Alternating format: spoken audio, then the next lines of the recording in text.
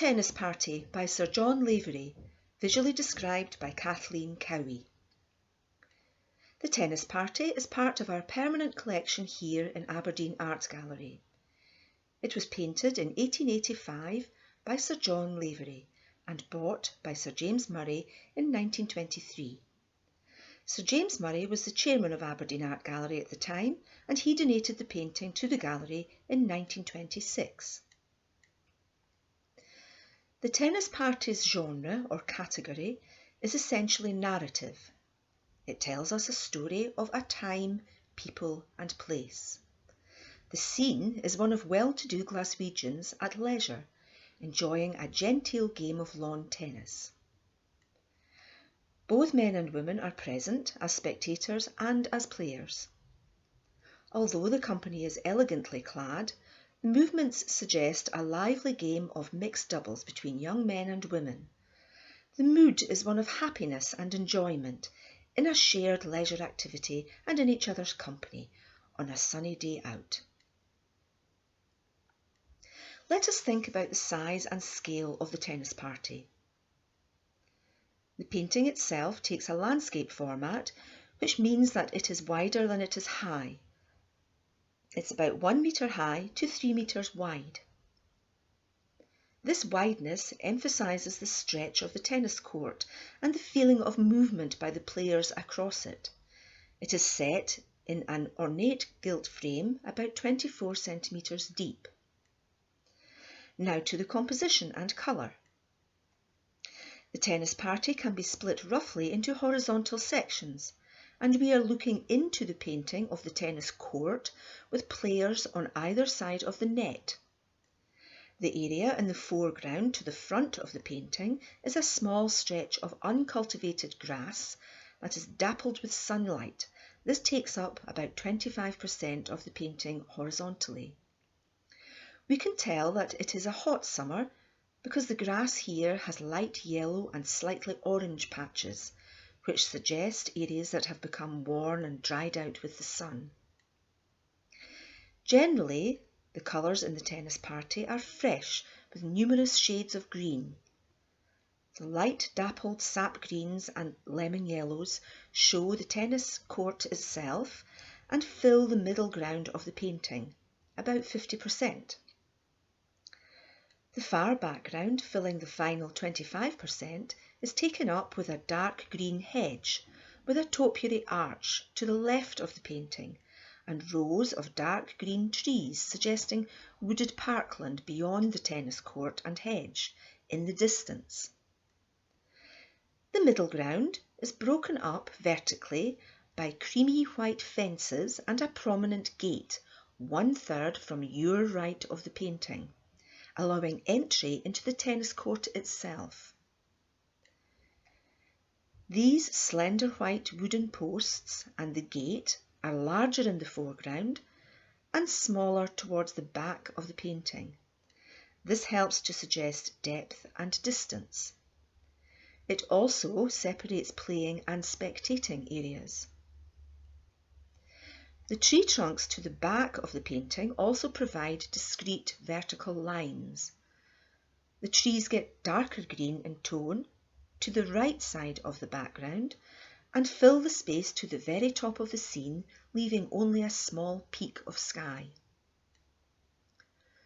Subtly set against this dark area, there is a fine white net enclosing the tennis court on the right, near the entrance gate, and creating a diagonal line which connects the front and back of the painting. So, although roughly split into horizontal strips with vertical features, the tennis court is set slightly diagonally in the middle ground within this framework. There are figures in the layout which have compositional, symbolic and social meaning. The most prominent figure is a young female tennis player who is about 1/3 along from the right side of the painting and just beyond or inside the white gate that provides the entrance to the tennis court. Our gaze is taken to her first, and she is a dynamic and mobile figure, with her right arm held aloft, ready to return the approaching tennis ball served by the young man across the net. She is bent over quite low and is keeping a keen eye on that ball. She seems animated and is clearly absorbed in the game. She wears a pale blue-grey long skirt and corset, which by today's standards of tennis wear would be very restrictive, but was in fact the very latest in Airtex corsetry, worn with a plain skirt to allow freedom of movement for the modern woman of the time. The Airtex fabric was a new development in loosely woven cotton and allowed for stretch and movement in any direction. It was manufactured and patented in Manchester. This was the time of increased equality for women as the suffrage movement grew in strength. Equality is reinforced by the fact that the game is mixed doubles in mixed company of all ages. The young woman who provides our focal point plays opposite a similarly clad woman and two young men, one on each side of the net with their respective lady partners. They are all dressed in light colours and the men wear caps. The onlookers are the referees to the right of the painting and a row of older ladies and gents, possibly older relatives, seated in the shade under trees to the back of the scene. These mature onlookers are clothed in subtle brown, blue and grey frocks, suits and hats, traditionally Victorian in style. They almost merge into the shadows under the trees. In the foreground, to the left side of the painting, there is a young man wearing +4s. He leans with his elbows casually on the court fence with his tennis racket propped against the fence by his side. He is smoking, and the wisps of smoke add to the immediacy of the scene. Slightly further along the court edge to your right, we have two girls, one seated and one standing, with most of their backs to us, but facing slightly to your right. Both are focused on the animated young woman about to return the ball. The standing girl wears a blue long dress and the seated girl is in a dark dress. All these spectators are intent on watching the very animated game of mixed doubles in the middle ground. The tennis party shows a real sense of community and togetherness and presents us with a snapshot of a social gathering in 1885. You can almost hear the soft thud of the tennis ball as it is being hit back and forth in play on this sunny day.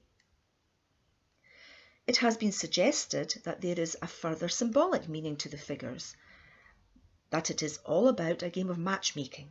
The young onlookers in the foreground waiting for their game, those actively pursuing love on the central sunlit court, and the settled older couples watching the match from the shady rear of the painting, with a play on the term love all. Let us now think about the style and technique. The painting is real in another sense. The style in which it is painted and how the paint is applied was very modern in comparison to the earlier, more romantic Victorian paintings, which are often hazily sentimental or overtly dramatic in their storytelling. So not only does it capture a comparatively everyday social event, but it does so without drama or embellishment. The style is called naturalism. Naturalism in painting is not only about the everyday subject matter, but the way in which the oil paint is applied and with the colours used. There is a freshness and immediacy to the brushwork. If you could touch the surface of the tennis party, although it's not thickly painted, you would feel a slight edge to each brush mark, particularly in the foreground. The range of colours, for example, the wide variety of greens created by overlapping greens, yellows, some orange, and even blue-greens, directly to the canvas with a minimal mixing on the palette. Some areas are quite thinly painted. This keeps the colours and textures unmuddied and fresh. Light and dappled sunshine permeates the whole scene and you can almost smell the grass. I would like to give you some background to the painting. The tennis party is set in the late Victorian period, when the middle classes were beginning to enjoy days out and more leisure time. Philanthropists of the period thought that work-free days, preferably spent in the fresh air, were good for body and soul. So, although working and middle-class Victorians did not have holidays abroad as the wealthier classes might, they had days spent at the seaside and in local parks and beauty spots. In this case, they were participating in the increasingly popular leisure sport of lawn tennis. The setting for the tennis party is Cathcart, near Paisley on the outskirts of Glasgow.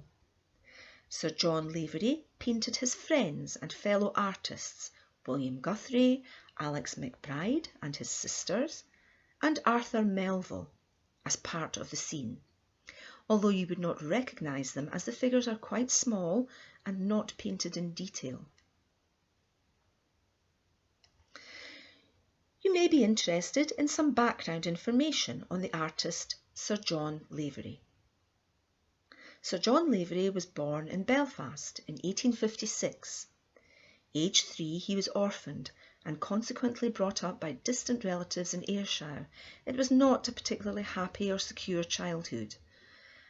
As a teenager, he began his career as a trainee photographer, but went on to study painting in Glasgow and then to Paris at the Académie Julienne in the 1880s. It is significant that, whilst in Paris, he studied under the French artist Jules Bastien Lapage. Lapage was a master at seizing the attitudes and poses of French peasants and painting them in a lively, naturalistic style.